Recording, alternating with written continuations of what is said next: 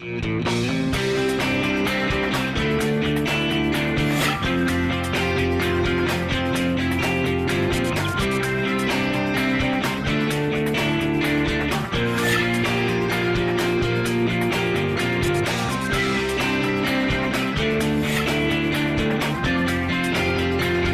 Kristen Oaks-White. And I'm Avery Davidson. Thank you for joining us for This Week in Louisiana Agriculture, the only TV show bringing Louisiana farmers and consumers together every week. We are at the Cabildo in New Orleans, the site of the Louisiana Purchase Transfer in 1803. This building was built when the Spanish ruled Louisiana between 1795 and 1799 and served as the center of New Orleans government until 1853. The reason we're here and not in our studio is because New Orleans hosted the 96th annual convention of the Louisiana Farm Bureau Federation. More than 1,500 farmers, ranchers, and their families gathered at the New Orleans Marriott to discuss farm policy, the future for farm commodities, and have a great time as well. We'll share more highlights from the convention a little bit later in the show. Well, if you know New Orleans culture, you know what a second line is. That jazzy, wild follow-up that spontaneously forms after a Mardi Gras parade is a city tradition. A new tradition is formed in the city. Twila's Neil Melanson brings us to the Second Line Brewery, a fresh new taste with a timeless quality. New Orleans is a city known for its good time, especially for its music and drinks, often taken together. But outside of the downtown and French Quarter area, the neighborhoods of Mid-City are often quiet. Even here, though, you can find good times, named appropriately for Mardi Gras after parties. Second Line Brewery is an oasis for neighborhood beer lovers who can't get enough of this up-and-coming favorite. And when we're out, I usually will try anything that's local listed on the menu. The atmosphere is definitely one ingredient, but it's what's behind the scenes that makes Second Line special. Mark Logan is not only the co-founder, but also a chemist who makes sure that great taste is down to a science. Contents of the headspace with the liquid. There we'll get an idea of how much dissolved oxygen is actually contained in the product. It's a complicated process, but one thing remains simple: fresh ingredients. The grains, hops, and yeast to make Second Line brews come from all over the world, and they're hoping to start using Louisiana rice soon. In the meantime, Logan also takes something else from agriculture: the work ethic. Beer never sleeps. So beer's 24/7.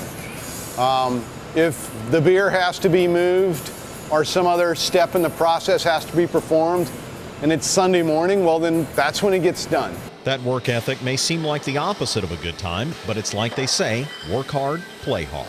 After getting to see this entire process, though, I had to try it. So Mark, tell me about this West Coast IPA. We saw it get bottled today. What's in it and how is it? It's awesome. I love it fresh. It's our most popular beer. Have a hard time keeping up with it. It's a traditional West Coast style IPA, hoppy with a nice assertive bitterness at the end. Not too high on the alcohol, so you can have more than one and still be in control. Right. So yeah, it's a lovely beer. We sell a lot of it. I'm gonna have to get some for my wife. She's a huge IPA fan. I have the brown ale, and I've had a couple sips of it. It's really good so far, and if the IPA is anything like this, it's really good. So cheers, thank you very much. Cheers, our pleasure. Thanks for coming out. Thank you. For This Week in Louisiana Agriculture, I'm Neil Melanson. It's good stuff. Yeah, Neil, that beer looks good. Gonna have to talk with you a little bit later about not bringing any back. Second Line Brewery produces more than 800 barrels of beer every year and plans to expand by 20 to 25% in the next year or two. That expansion better include sharing with Avery Davidson. Yeah, Neil, I can tell you, you're probably in trouble.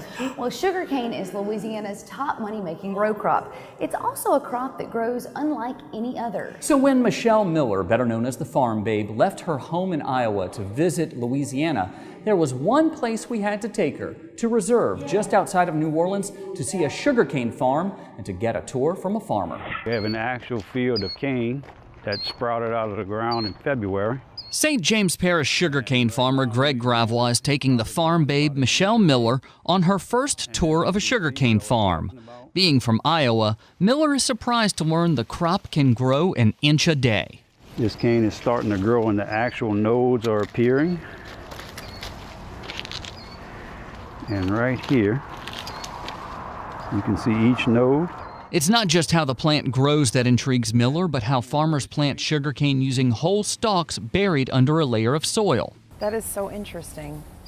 So the the seed itself is actually like This is the cane seed right that's here. just huge. It's not like It's what I'm not- used to. It's not like a grain where Right. you put it in a, It's so different in a than what I'm box used planter. to. This is actually, we're going to lay the whole stalk, but Wow. imagine it being about 10 feet tall later on. That is so cool. Gravois takes Miller to see the unique tools used for a unique crop. It'll feed through there. Got some disc blades at the bottom. All specialized to work in Louisiana, which is the northernmost place farmers grow sugarcane. I love getting to know different farmers from different crops because they're just so knowledgeable. I wish more people took the time to really understand how their food is produced direct from the farmers, rather than the food marketing or the misinformation or activists or whatever, because if you go to the source of how your food is produced, I'm just blown away at the amount of knowledge and science that goes into everything that's produced. Through social media, she can do us so much good and portray our story in a positive way. And anytime someone in an area may have a question on sugar, a story like this may answer some questions and tell people what we do. As you can tell, Miller had a lot of fun learning about sugarcane from Gravois. She also posted a few pictures and even did a video for Snapchat for her followers, shot by yours truly. Of course. And that brings us back to the 96th Annual Convention of the Louisiana Farm Bureau, where Miller was a guest speaker at the social media workshop. The Farm Babe, of course, has found fame in speaking out on ag issues online and brought some of that magic here to New Orleans. Miller not only spoke passionately about agriculture, but also about the need for farmers to communicate what they do. In an age where there are so many social media platforms, it's easy to get lost. But that is exactly what opponents of our industry are hoping for, she said. The best way to combat that is to use your favorite social media platform to show the love that goes into our plants, animals, and the land. Of course, while she was speaking, she was also live on Facebook. And Avery, I can tell you, it was so good to hear someone else as passionate about telling the story of agriculture as I am. I was really encouraged by the number of followers she has, and she has certainly showed them the best of Louisiana agriculture this past week. Well, I know when she was out there on the farm with Greg, she was genuinely interested in everything that they did, genuinely wanting to go up and play around on all the equipment. It was really cool. She was really excited to learn about crawfish too, and I think she got some here in New Orleans, so I know I'm glad she about did. that. And you can find out if she did by going over to her page online. We'll link you to all of the Farm Babe social media on our website at twilatv.org. Well, the 96th Annual Convention of the Louisiana Farm Bureau is a time to honor those volunteers and parish farm bureaus for all of the hard work they do all year long. We'll start with a look at the awards given to members of the Louisiana Farm Bureau Young Farmers and Ranchers, people 35 and younger involved in agriculture. Jamie Boudreaux Lee of Vermilion Parish is the winner of the 2018 Louisiana Farm Bureau Excellence in Agriculture Award. This award is designed to recognize young farmers and ranchers who do not earn the majority of their income from an owned agricultural operation, but are actively contributing and growing through their involvement in Farm Bureau and the agricultural industry. For winning, Lee receives $7,500 towards the purchase of a four-wheel ATV, courtesy of Louisiana Land Bank, an all-expense-paid trip to the 2019 American Farm Bureau Federation Convention here in New Orleans, $1,500 in equipment rentals, courtesy of H&E Equipment Services, as well as other cash prizes. Casey Luckett of East Baton Rouge Parish is the 2018 Louisiana Farm Bureau Young Farmers and Ranchers Outstanding Young Farm Woman. Luckett has a farm in Pride, Louisiana, where she and her husband Derek grow fruits and vegetables and sell them directly to consumers via a consumer-supported agriculture or CSA system. For winning, Luckett receives a $2,000 gift card from the Louisiana Farm Bureau Mutual Insurance Company, an all-expense-paid trip to the 2019 American Farm Bureau Federation Convention, $1,500 in equipment rentals, courtesy of H&E Equipment Services, as well as other cash prizes. Jacob and Carrie Rumbaugh of Caddo Parish received the Louisiana Farm Bureau Young Farmers and Ranchers Achievement Award. The Rumbaughs manage 1,300 acres of wheat, soybeans, corn, and cattle pastures in Dixie, Louisiana. The Achievement Award recognizes farmers and ranchers under the age of 35 who have thriving operations and a strong involvement in Farm Bureau.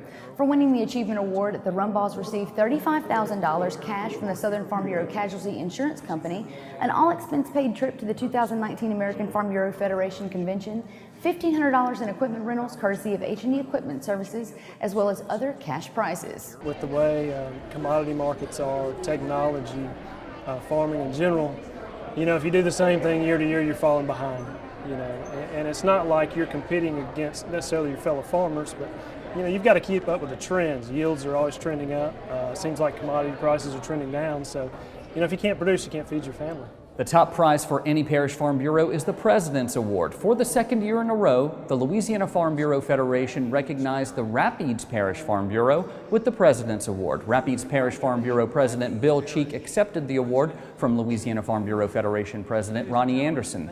The President's Award goes to the Parish Farm Bureau that excels in membership, advocacy, and public relations over the past year. We learned a little bit more about how to get things done.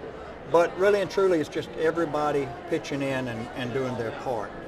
And sometimes it's just not easy to get everything done. But it takes a lot of hard work, takes a good staff to do it, and we feel like that over the years we've just really been fortunate enough to have that kind of staff. Now, the crowning achievement of convention, you might say, is Saturday night's Queen's Contest. Our 2018 Louisiana Farm Bureau Federation Queen is Caroline Elizabeth Hardy of Jeff Davis Parish. As you just heard, Caroline Hardy is the 2018 Louisiana Farm Bureau Queen. Caroline first reigned in Jeff Davis Parish and took home the crown here in New Orleans. She is the daughter of Kevin and Charla Hardy of Welsh. Caroline faced some stiff competition during the contest. First runner-up was Victoria Roussel of Vermilion Parish. Second runner-up was Brooke Como of Acadia Parish. Finally, Miss Congeniality was named by her peers. Abby Stogner of Washington Parish was given the honor Saturday night. Congratulations to all who competed Saturday night. You're all queens to me.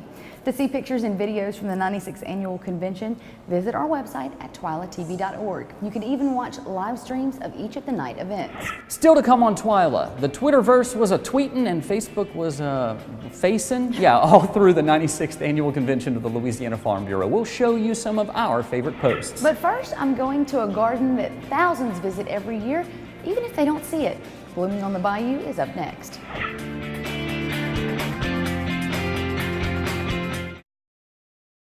I now hope they're fighting today. I hope they are. Put a Dorito on here.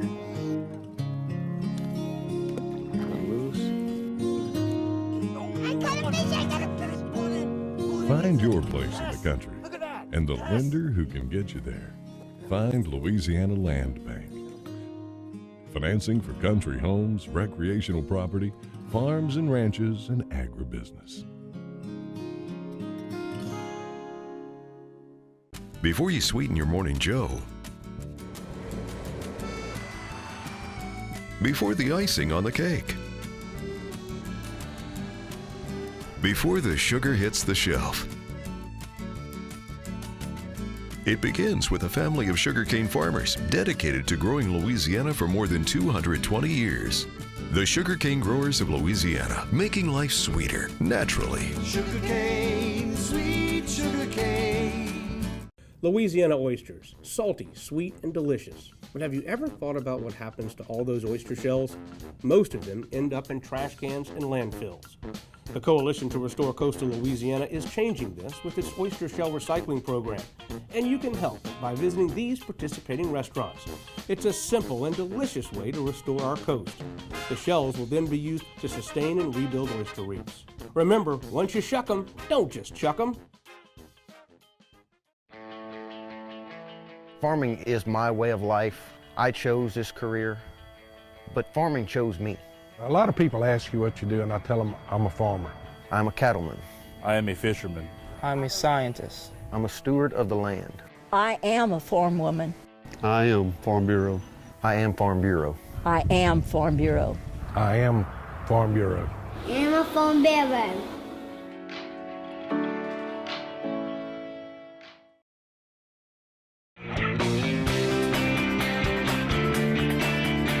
We continue with this special edition of This Week in Louisiana Agriculture from the Cabildo. And how do you like my new co-host? One of the reproductions of a Native American found here at the Cabildo. You can learn lots about the history of Louisiana here, so you want to come out and visit for sure. Downtown New Orleans is filled with the sounds of sirens, streetcars, and the clatter of horse and buggies rolling down the pavement. And you may notice that my partner Kristen has wandered off and I've gotten this nice replacement. Well, knowing her, she's looking for something blooming on the bayou. So we're here in New Orleans for the Louisiana Farm Bureau Convention, and I know what you're thinking. How on earth are we going to do a blooming on the bayou? Well, let's go see if we can find some green space.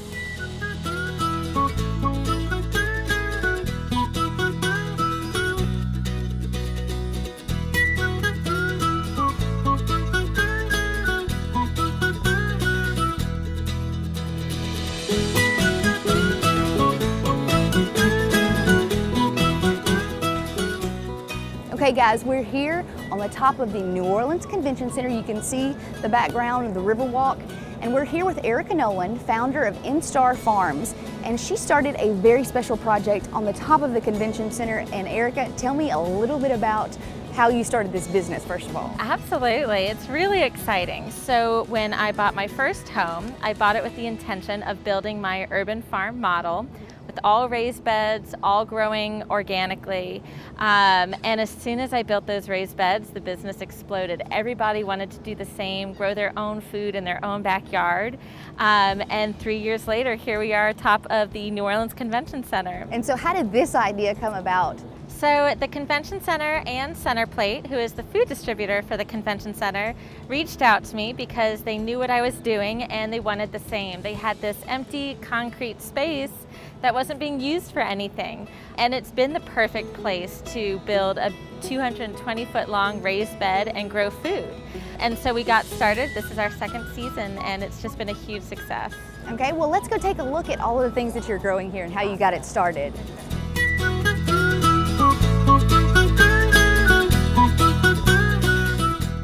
Well, we knew we wanted this garden on the rooftop in this unused concrete space.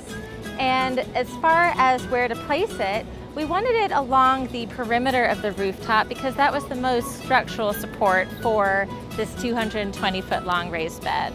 We had these 1,000+ pound bags of soil provided by Laughing Buddha Nursery. And in order to get those bags up here, we used a crane. So a crane lifted up these bags. We held them over the beds, cut them open, and just filled the whole thing up. It was epic. Wow, that was a project and a half, Yeah, I bet. it was.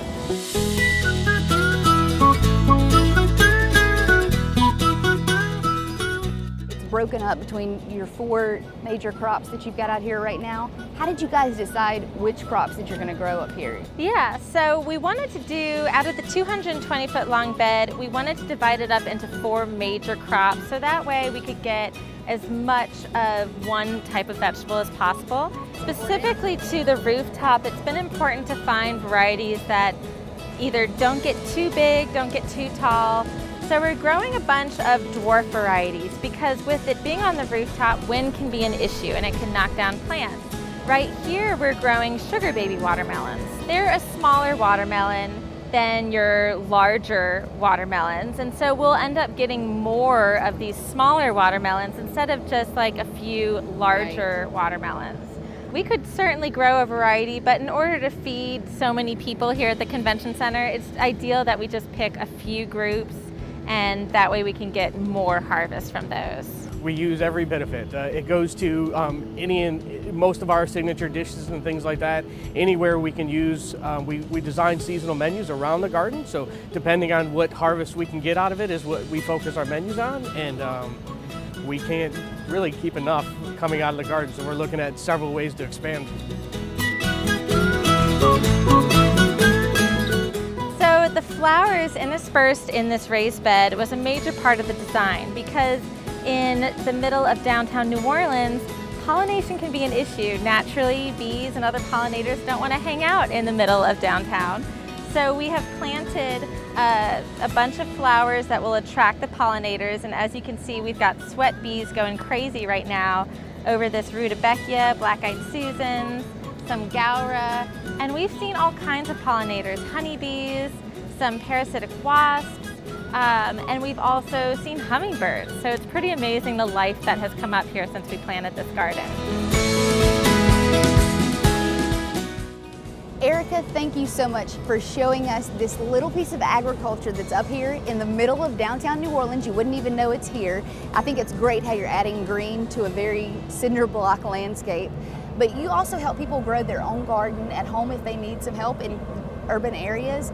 I love to tell folks that I'm happy just to be a resource. So they can send me pictures of problems or pests and I will identify them and help get them on a good route. And you can submit your pictures, problems, questions with the hashtag Bayou Blooms, and we'll send them over to her and she could help us out answering some of those questions. And another thing that y'all have partnered with is the Farm to Table conference that's here every September? Yes, every September. This year it is September 7th and 8th. It's a Friday and Saturday. And it is so much fun. Every year it gets better. They usually have some animals, they'll have information sessions, food, music. It's a lot of fun. Well, I'm sure we'll be there to check it out, and we'll post a link to the conference and to Instar Farms on our website. Thank you so much for joining us and inviting us up here, Erica. Thank you. So we'll see you next time, Blooming on the Bayou.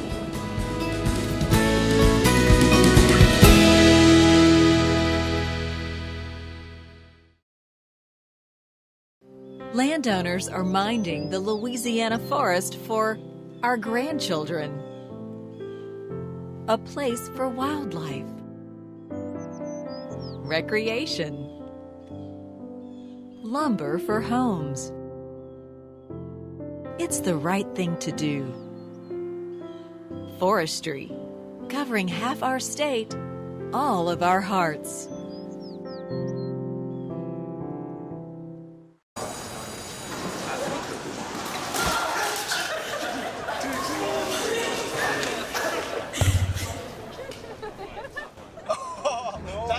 That's slow and blue like it's on. Seriously.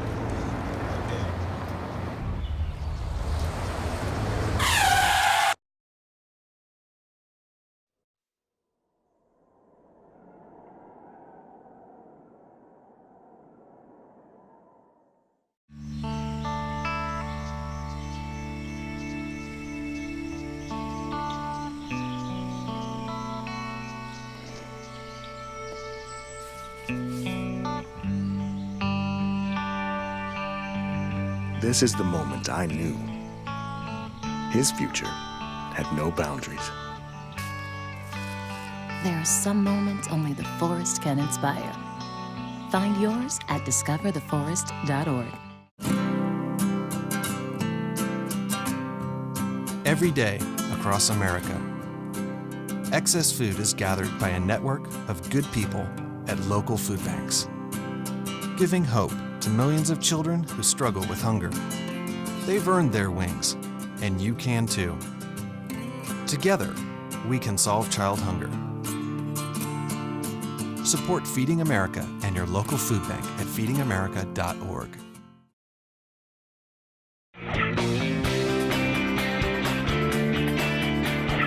We continue now with our special edition of This Week in Louisiana Agriculture from the Cabildo, which is right there in Jackson Square. So lots of street musicians, lots of artists. You might hear some things coming through the microphone right now. We can definitely hear it. I don't know if you guys at home can.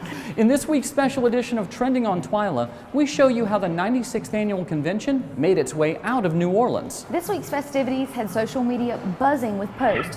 Snapchat filters and Facebook live stream videos racked up a record number of views from folks who couldn't make it to New Orleans, while convention goers posted videos, pictures, and statuses all week with the hashtag LFBF18. Some were getting a head start in ag policy, like Lori Richard's son, while others, like Renee Zarang's daughters, relaxed on the gator even if they couldn't take it for a spin. The Farm Bureau photo booth was a hit again this year. In fact, you folks snapped more than 500 pictures at the booth during convention. And we even managed to get Farm Bureau President Ronnie Anderson to take a turn in the booth again this year, but this time we got Miss Vivian to join in on the action too. And some of you even auditioned for our jobs, and I think that I have to worry now. I think those Twila microphones were the hit of the photo booth this year. It seemed like everybody wanted one. Well, thank you for sharing all of your convention experiences with us. Something else that was trending this week were the videos that were shown at our events each night, produced by my lovely co-host, Kristen Ashley Oaks White. Thank you, Avery. They do mean a lot to me, and they take a lot of time and effort that goes into them. And we're going to leave you with one of those this week as our very special Twila Boost. Thank you for joining us for this special edition of Twila. You can find all of our convention coverage from the 96th Annual Louisiana Farm Bureau Convention online on our website at twilatv.org. And be sure to like us on Facebook, follow us on Twitter and Instagram. But before we go, I want to thank Madison, Barry, Charlie, and everyone here at the Cabildo for giving us a great place to shoot the show. We love the Louisiana Louisiana State Museums, and you should too, and you should visit any chance that you get. For all of us here at Twila, thanks for joining us. Now we hope you enjoy the process.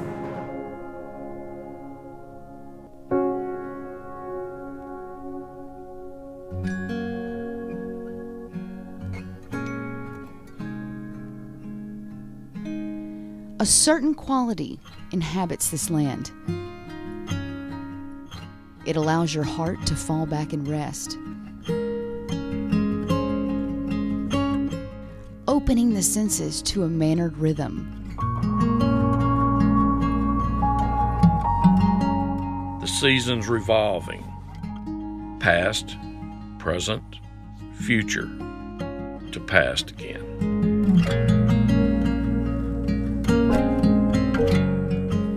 Birthing spring welcomes new life. Bouncing from blade to blade. And possibility is sown in rows.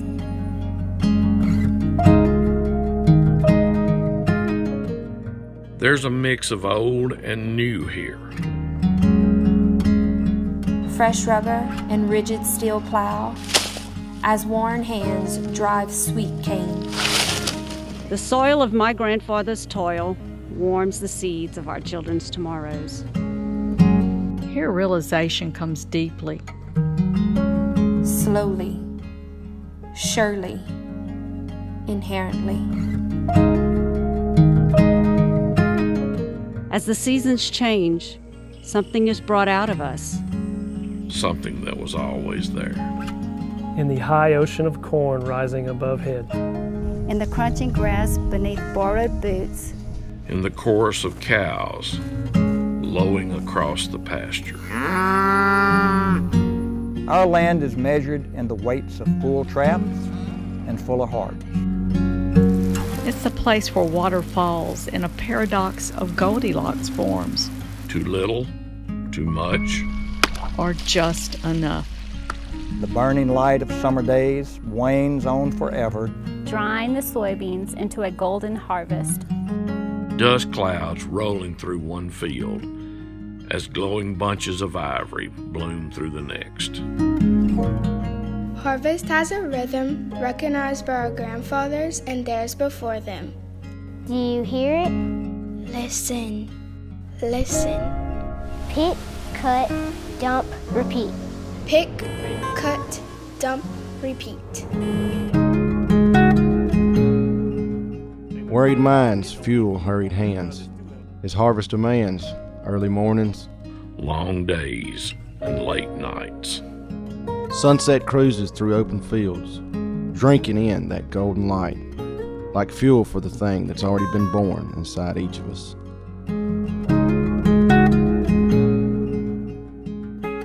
This is the struggle of farming the land, of marshaling its bounty.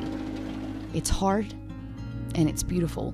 And we're there, in the middle of it all, in the midst of this painstaking, glorious process. The process called farming.